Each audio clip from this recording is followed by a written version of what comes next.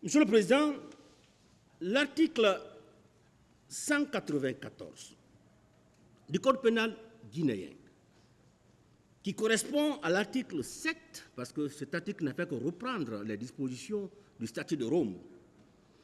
Cet article dit « constitue un crime contre l'humanité l'un quelconque des actes ci-après, lorsqu'il est commis dans le cadre d'une attaque généralisée ou systématique lancée contre toute population civile et en connaissance des causes de cette attaque.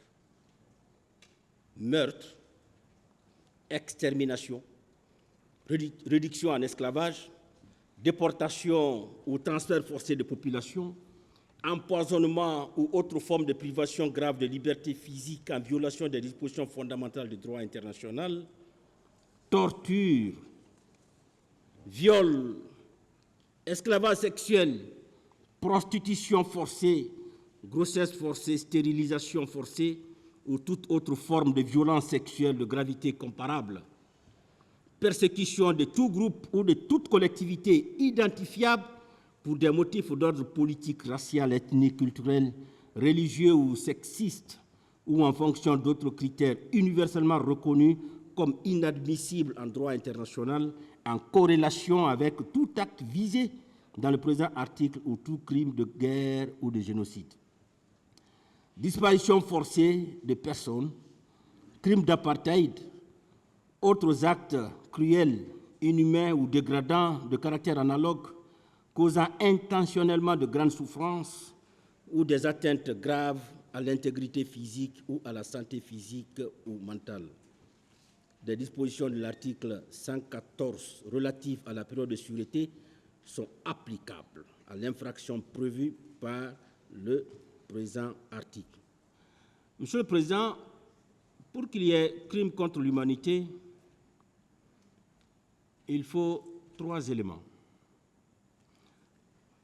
Un élément matériel, un élément contextuel et un élément intentionnel, qu'on appelle également élément psychologique.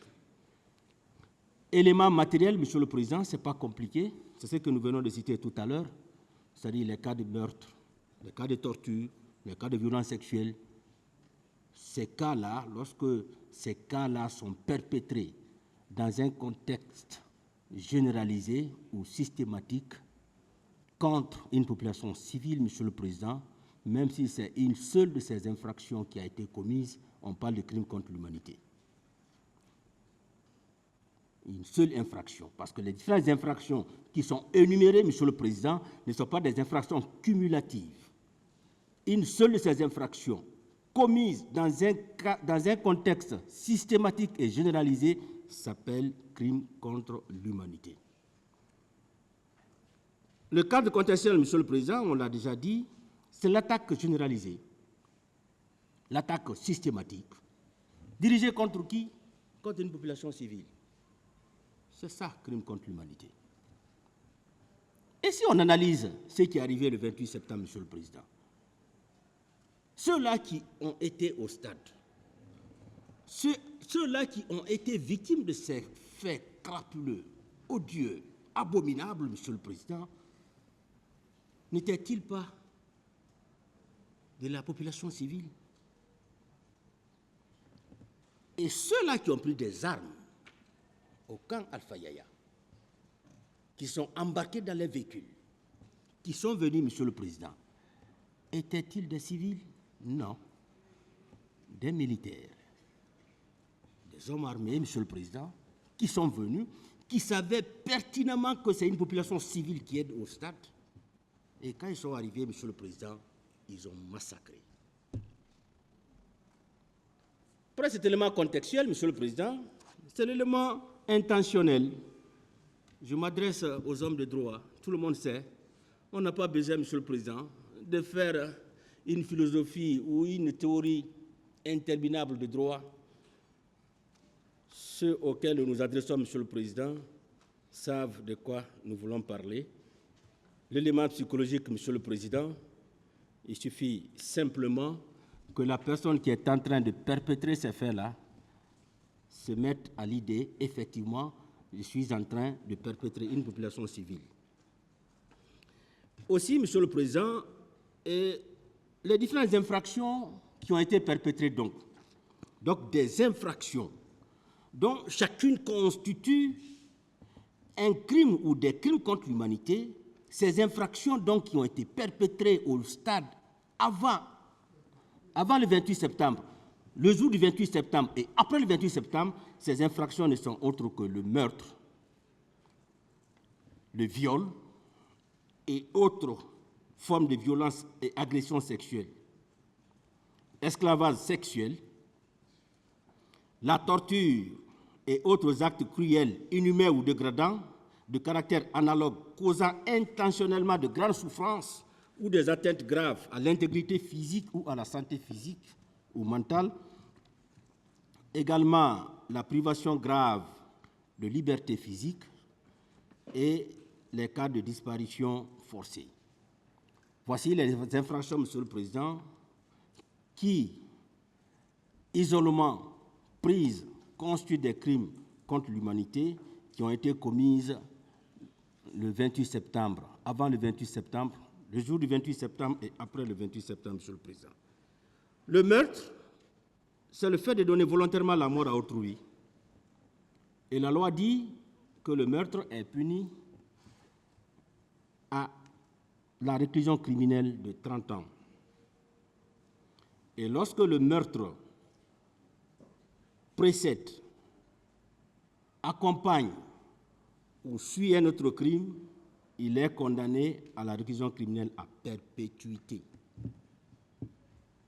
Les cas de meurtre, Monsieur le Président, qui ont été commis au stade, est-ce que ces cas-là n'ont pas été commis concomitamment avec d'autres infractions?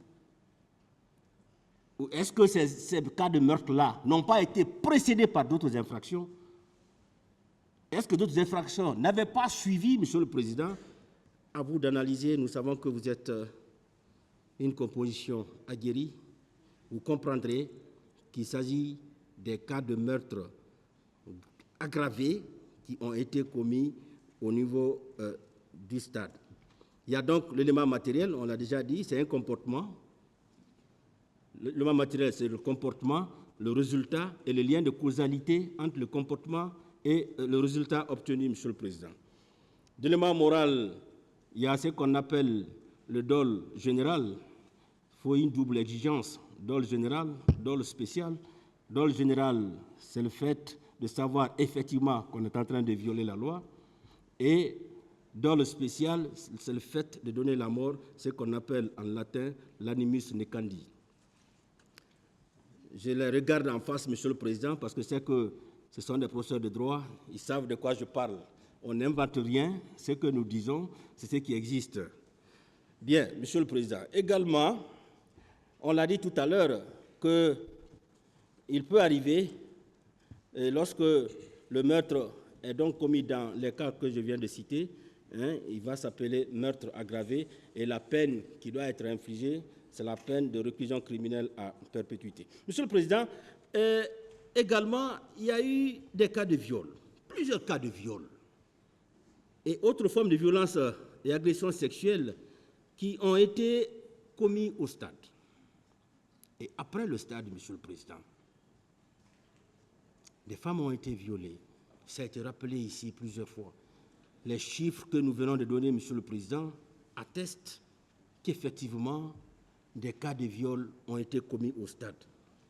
Et pour la caractérisation de cette infraction, il y a bien sûr l'élément légal. Déjà, c'est un cas, les cas de viol ont été commis dans un contexte généralisé et systématique, donc prévu et puni par les dispositions de l'article 194 du Code pénal, mais également, Monsieur le Président, les cas de viol sont prévus par les articles 267, 268 et 269 du Code pénal guinéen. Et lorsque ces cas, Monsieur le Président, ont entraîné, par exemple, la mort de la victime, ou que ces cas de viol ont été perpétrés sur une personne vulnérable, Monsieur le Président, naturellement, le cas peut être aggravé. Et lorsque ça a entraîné la mort, la peine qui doit être prononcée, c'est bien sûr la peine de mort. Comme étant non fondée. Le meurtre, il est également poursuivi pour meurtre. Et pour qu'il y ait meurtre, Monsieur le Président, et qu'une sanction pénale intervienne, il faut un élément matériel et un élément intentionnel. Le meurtre doit porter nécessairement sur une personne vivante, Monsieur le Président. En ce qui concerne la mort, en droit, on admet qu'une personne est morte lorsqu'il n'y a plus d'activité cérébrale. Et d'ailleurs, Monsieur le Président, dans un arrêt célèbre du 16 janvier 1986, la Chambre criminelle de la Cour de cassation française avait indiqué que pouvait être condamné pour meurtre celui qui étrangle une personne jusqu'à ce que mort s'en ait suivi, Monsieur le Président.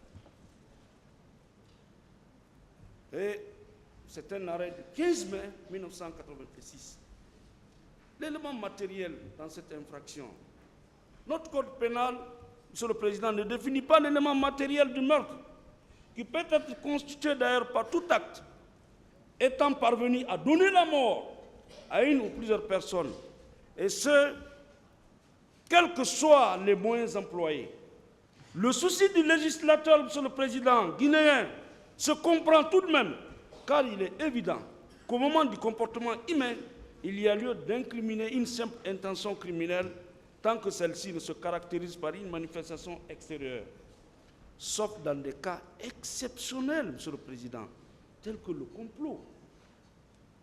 Ah oui, le complot que la loi sanctionne dès que la résolution criminelle est prise par au moins 2 personnes en raison des conséquences fâcheuses qui peuvent en résulter. Monsieur le Président, Messieurs les assesseurs, l'élément matériel doit consister dans un acte positif de violence physique, coups et blessures, soit une seule fois, soit résultat d'une série de gestes échelonnés dans le temps.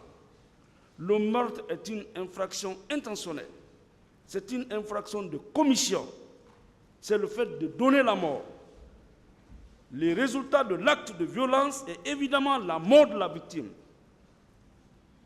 Il appartient donc au juge d'apprécier si la mort est due à des coups après expertise légale d'une part et recherche d'autre part de l'animiste Nikandi.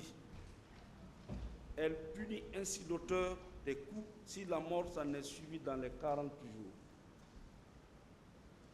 Monsieur le Président, Messieurs les assesseurs, peu importe les moyens employés pour attenter à la vie d'une personne, cela peut être l'usage d'une arme par nature ou par destination, d'un objet tranchant, contondant, d'un agent explosif ou incendie. Et le lien de causalité est toutefois nécessaire pour caractériser l'infraction, car il a été retenu par une jurisprudence constante française qu'il n'y a pas meurtre si la vue d'un malfaiteur armé d'un revolver et braquant sur la victime, prise de frayeur, elle meurt d'une rupture d'anévrisme, Monsieur le Président. Également, dans un autre arrêt célèbre, la même chambre criminelle française a approuvé et répondu favorablement à la question de meurtre à propos de 2 accusés poursuivis pour avoir tiré au même moment sur une victime unique. 5 octobre 1972, bulletin criminel 269, revue de sciences criminelles 1973, observation Jean Larguier. M. Ibrahima Kalonzo est poursuivi pour meurtre. En dehors de la fameuse question de requalification, une question qui a été déjà boutée dehors, qui a été rejetée par toutes les juridictions. Aujourd'hui, le parquet ne peut s'accrocher désespérément qu'à cette question pour au moins avoir des condamnations injustes et illégales, c'est tout. Monsieur le Président, je prie Dieu pour le repos en paix de la mémoire des nombreuses victimes. Cela m'a échappé, que leur âme repose en paix. Personne n'aime mourir dans de pareilles circonstances. Je compatis à la douleur des familles, je compatis à la douleur de tout le peuple de Guinée. elle ne mérite pas de mourir dans de pareilles circonstances. Monsieur le Président, que leur âme repose en paix, que Dieu les pardonne et que justice soit rendue. Mais, Monsieur le Président, mieux vaut libérer 1000 coupables que de condamner un seul innocent, Monsieur le Président. Ça, on l'a dit depuis. Je ne fais que répéter. Comment est-ce que le parquet peut soutenir ici que M. Kalonzo a commis le crime de meurtre? Comment? Par quelle gymnastique? Par quelle magie, Monsieur le Président? Je veux bien le savoir. C'est pourquoi je dis que je suis resté sur ma faim. C'est-à-dire qu'on aurait pu dire, bon voilà, M. Kalonzo est venu au stade, il a tiré, parce que même la jurisprudence admet que lorsque deux personnes tirent en même temps sur une même personne, il n'en demeure pas moins qu'il y a meurtre. Comment il a pu tirer? Comment il est venu au stade? Qui l'a vu tirer? Par quel moyen, Monsieur le Président? Où est sa victime, Monsieur le Président? Mais tout ça, ça n'existe pas. Pourquoi s'agripper désespérément sur un innocent? Qui a fait quoi? Pour mériter quoi, Monsieur le Président? Quel intérêt le parquet tire en vous poussant à une condamnation d'un innocent, Monsieur le Président? Et comme vous le savez, Monsieur le Président, le parquet dans une procédure pénale est l'organe le plus versatile.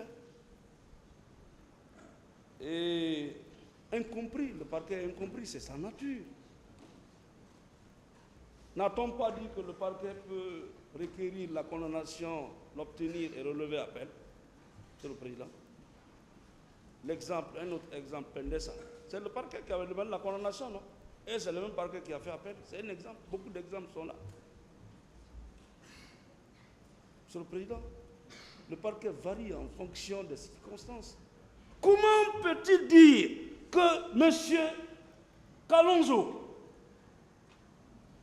a donné physiquement la mort à des manifestants au stade? Par quel miracle? Par sorcellerie? Ou c'est un diable? Ou c'est un extraterrestre? Ou c'est un sanguinaire, Monsieur le Président? Pour quel plaisir? Quelqu'un qui était dans un drap, on dirait même un sale drap, Monsieur le Président, qui était en arrêt de rigueur. Bon, d'ailleurs même, celui qui dit que je n'ai pas été, lui il est en prison. Celui qui dit que j'ai été, lui il se promène. Quelle justice? Celui qui a dit oui, je suis venu, j'étais là. Lui, mais il est bombardé de postes. C'est pourquoi quand on me dit, ah, la justice, Monsieur le Président, ce dossier a beaucoup de secrets. Mais quand la justice des hommes faillit, c'est la justice de l'histoire qui rétablit. Tôt ou tard, on connaîtra ce qui s'est réellement passé. Beaucoup de personnes devaient être là. Ceux qui sont là, ça, là c'est un échantillon qu'on a voulu simplement sacrifier. On a arrêté les gens pour les présenter à la face du monde. Aujourd'hui, je suis avocat de la défense. J'ai toujours aimé être du côté de la défense, Monsieur le Président. C'est aussi une faiblesse pour moi. C'est une faiblesse. Monsieur le Président, à quel moment, en dehors de sa fastidieuse question de requalification, lorsqu'il perd à gauche, il s'accroche à droite pour induire le tribunal en erreur. À quel moment le parquet, au cabinet d'instruction, ici, pendant les débats, à quel moment on a sorti une arme sur lui? À quel moment, Monsieur le Président, il a été, tous les témoins qui sont passés ici à la barre, Monsieur le Président, toutes les parties civiles qui ont été entendues, personne n'a parlé du colonel Kalonzo. Personne, Monsieur le Président. Mais quand même, je pense que le parquet devait être juste. Ne pas s'inscrire systématiquement dans une aventure de distribution des peines. Et puis, c'est important, heureusement, c'est le tribunal qui nous départage. Si vous nous laissez dans les mains du parquet, Monsieur le Président, beaucoup de choses peuvent arriver. C'est vrai. S'il n'y avait pas le tribunal, et un tribunal impartial, vous nous laissez dans les mains du parquet, Monsieur le Président, beaucoup de choses peuvent arriver. D'injuste et d'arbitraire. Pas plus tard que le vendredi, hein, Monsieur le Président, une petite parenthèse, j'en passe.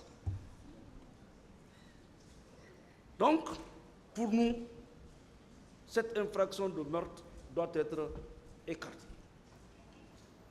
M. Kalonzo n'a pas donné la mort, même à une mouche, ce jour du 28, Monsieur le Président. La preuve n'a pas été administrée ici. La plus grande preuve dans ce procès du ministère public, c'est la réqualification, hein, c'est tout. Même les images qui ont été projetées, personne n'a vu une image de Kalonzo ici. Je reviendrai sur ça.